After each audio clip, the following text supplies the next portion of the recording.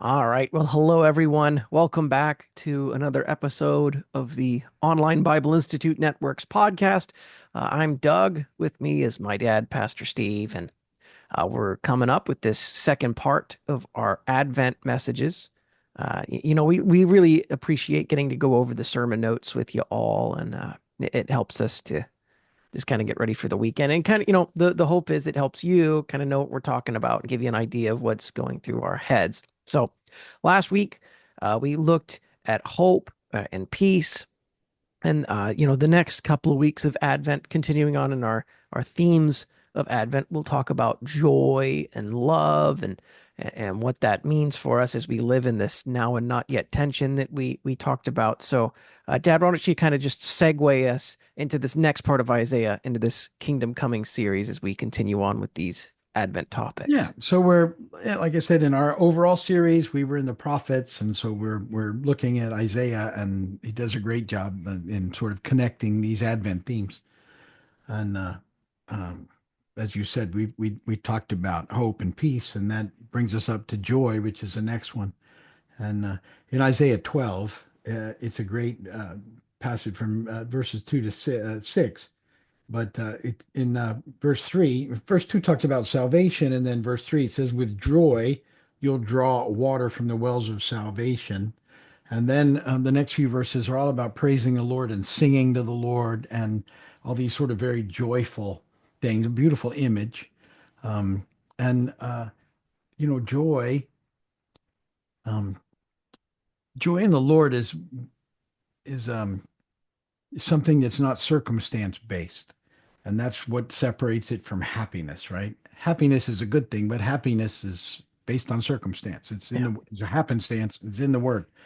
Uh, and the joy of the Lord is different because it's something that we can have inwardly, even when circumstances are difficult. Because these, again, people were in exile, and it was a difficult season. Exile is not fun. We're in exile, and so the joy that we can experience in the Lord, because we have hope and peace, now we can sort of settle in this joy of the Lord and it's definitely tied into salvation and the hope that we have and the promises of that, and and that we can experience joy, um, even like I said, in difficult times, and that practically to do that, you sort of, in those hard seasons, you got to fix your eyes on Jesus, and you keep thinking about who he is and what he's done, and that ties into the whole, when he arrives, and the shepherds are they talking about joy, and the Christmas sort of the gospel themes are very joy filled as the Lord arrived on the scene because they'd been waiting, right? And now here he comes, and so it was so hopeful and happy, exciting to see everything they'd been waiting for finally coming to fruition in Jesus showing up, and great tidings, great joy, all these things that we are we have the phrases for, but it's this deep sort of delight in the Lord. Joy is a deep delight in God that kind of ruins you for everything else because nothing compares to it. Those moments and those times of that joy. And I know I love it when when we're praising the Lord sometimes, and those connections happen where you just sense he's there, and there's just something about praising and singing that sort of helps uh, sort of put everything else aside and get focused. We had fun a couple weeks ago. Now, well, last weekend for us, but whenever people watch this, because your boys were on the worship team with us, and I got to step up there with them as well because that was That was a something lot of that fun. Yeah. it was great, right? Yeah. And beyond the happiness, there was that joy in there, right? As you watch what God is doing and His faithfulness through generations, and just the excitement of singing and worshiping, and all these things are pieces of that whole deal, right? It was a joyful moment. Like I could see when you looked at your kids I and they know. were, Yeah, I almost lost it a bunch. yeah, yeah. Well, and Yeah. that's joy, and Yeah. it's a picture of that inward thing, joy. Joy is us being able to know that God, we choose to trust that God fulfills His promises, and we see it happening, and then we just continue to press into that, through prayer and worship and reading the Bible and all those things that we do, not in a works way, but it comes out of that place of this is where life is, right? This is where we experience life, and that's that deep inward settledness that joy is. And so it's better than. Don't get me wrong, I like being happy. Yeah. Happy stance when circumstances line up. Happiness is preferred over the opposite, Yeah, yeah. but But joy is sustaining, whereas yeah, happiness that's is the whole not. deal, right? Yeah. Happiness comes and goes because It's things, circumstantial. Yeah. change like that. And And it's amazing how quickly we can become unhappy if we're honest with ourselves. oh, phone call, Yeah, yeah, just a text message, email, even at that. Yeah. it's like, things don't work the way they're supposed to, Oh goodness. yeah, It was one of those days with tech. yeah. And you just want to be like, well, this should work. Yeah. There's no reason this shouldn't It work, should right? just plug in and work, And plug and there you play. And go. yeah, And it so often doesn't, and it can no. totally change your whole. It was funny. The other things can happen, and then so obviously Douglas and I know each other pretty well, and so if we can sense being a little grumpy, right? And Oh it's yeah. yeah, and maybe people that don't know us might not get it, but we know it right away, and um, and and it's doesn't need to be. Nothing is usually that significant, right? Oh no, well, you're Yeah. going to mention how I was a little grumpy the other weekend, and we had a software issue, and it was a pretty pivotal piece of software. And, it's not life or death or anything, but it's like, okay, I'm going to have to make dramatic changes if I can't fix this. And then I get asked a completely unrelated question by you after my kids who were going to play are just asking me unrelated questions, and so you asked a question. I think it was about the door or something. I'm just like, what? Yeah. It wasn't a very joyful what. Yeah, it wasn't. Yeah. And And I then you're just like, kind of went, oh, maybe I should leave you alone. I And that think, was, okay, well, we'll just yeah, wait. Wasn't that important? yeah, I will never be happy if I'm troubleshooting some sort of technology. So just don't bother me, Yeah, and we'll but we'll we get through it. And I, didn't really but know it was but going on, right? Yeah. to my credit, I apologized as soon as I saw you Okay. after that. I was like, Yeah, I shouldn't have said it like that. I'm sorry. Let's just.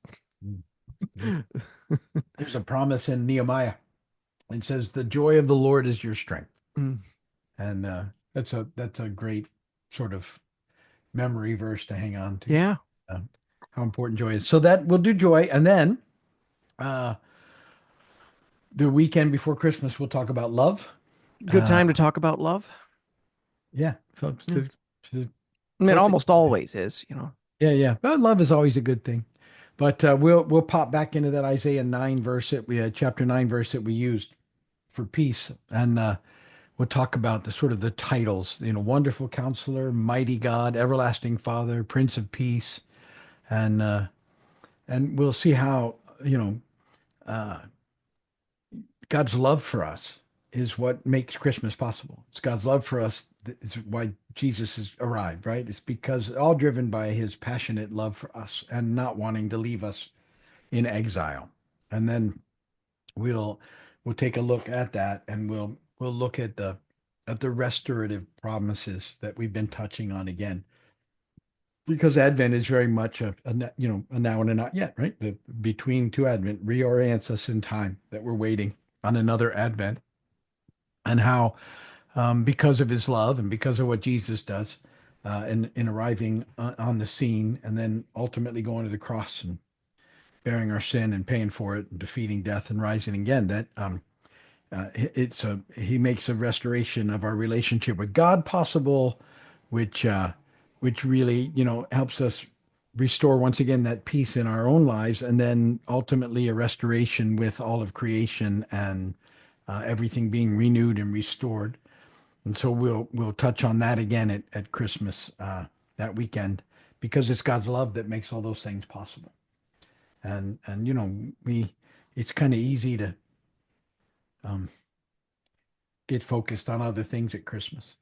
and sort of forget what it's really all about. Well, you can just look at your calendar and get Yeah. distracted. You know what I mean? Like I'm looking at I was like, oh wow, I have something going on every day. Yeah. Yeah. We sort of overwhelm ourselves. Yeah. And That's like, well, we got to do it. We got to do it, you know. And yeah, well, it's a celebration, it's right? all good stuff, right? Yeah. But Yeah. yeah, there's only so much time. Yeah. There's so many things. Yeah. But and it'll be fun. We have some Oh, we've got a great month coming we up. have Yeah. some great church stuff coming up. We have some great family stuff coming up. So that's always important. And just remembering what it's really all about. Um, and then that ultimately at Christmas, there's usually some people that are there who haven't yet opened the most incredible gift ever given, which is Right. this relationship. And the prayer would be that this would be the time in the year, right? That they'll be open to hearing and receiving the good news and experiencing the gift that we have in Jesus. And so that's kind of the hope and the thrust of everything that's going on. And that will get us through Advent pretty well. And then we'll tie it up in that the last week of the year. I think we'll be in Isaiah 35 and talk about this highway that's there. And it's called the Way of Holiness. And it's a picture of people finally coming out of exile and back into everything. And it's a beautiful sort of picture of what's happening in the desert and exile and then moving back, more restorative stuff. And that'll end us up. That'll end that series, um, Kingdom Coming, and we'll sort of be at the end of the prophets, which is where you want to be because the last prophet Malachi starts talking basically about, okay, it's back, the temple's back, but we're missing something, Yeah, it's different. and he points to John the Baptist, and Hmm. we'll pop into the Apostle John's book, and we'll see John the Baptist doing exactly what Malachi said he would do. And then off we go into the New Testament and already looking forward to that first series in the New Testament is called Kingdom Incarnate, and it develops and builds on Christmas and Jesus coming, and then talks about we'll look at his ministry and how we know Jesus and how we see Jesus, and we'll develop most of that through the Gospels of John and the Gospels of Luke all the way up into Easter. So kind of excited. It's awesome that you've got it planned, that much. And basically, we started this series at the start of this year, right? This mega series. So you've gone Took us here. through, we've spent a year and you've gone through and, different stopping points, the Old Testament. So, Yeah, next year we'll be going into the New Testament. Really good place to transition there, just like it's a good time to transition this podcast into the closing segment. there you Thank go. you all so much for joining us. We're so excited. We'll probably get to do another one at least before the end of the year. One of these, like we said, we're kind of busy this month, but again, Yeah, we appreciate you listening. Keep doing your studies. Keep diving in as best as you can and read your Bibles and all that good stuff. And we're praying for you all often. We love you. Uh, God bless you. Enjoy your Christmas. Enjoy your families. Remember hope, peace, joy, and love. And is we're in this Advent series leading up to Christmas. So again, God bless you all. We will see you soon. bye bye. Merry Christmas.